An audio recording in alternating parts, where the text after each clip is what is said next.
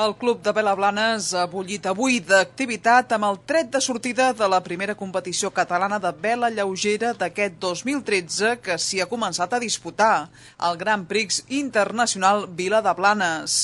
Prop d'un centenar de regatistes de diverses nacionalitats s'aplegaran durant 4 dies al municipi de la Costa Brava per competir a la primera regata de l'any de les classes Europa, 29er i 420.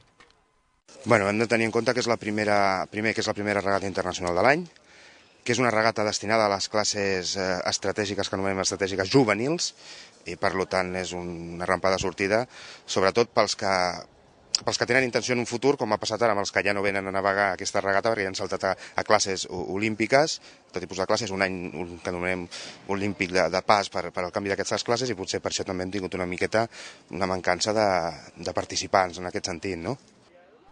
Al Grand Prix Vila de Blanes hi participen els millors regatistes de les flotes punteres de les 3 modalitats de vela, procedents tant del nord d'Europa, amb representants de Dinamarca, Finlàndia i Suècia, com de la resta del continent, amb esportistes de França, Gran Bretanya, Holanda i diverses localitats de Catalunya. Precisament els regatistes catalans, incloent els del Club de Vela Blanes, són els favorits, almenys, en 2 de les 3 categories.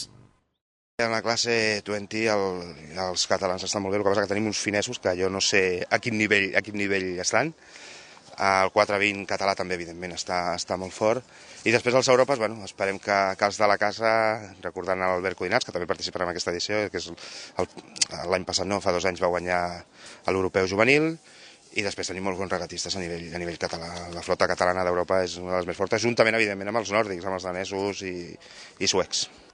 El programa de la regata de la present edició del Grand Prix Vila de Blanes preveu 10 proves per les classes Europa i 420, de les quals n'han de completar 2 perquè la regata sigui vàlida.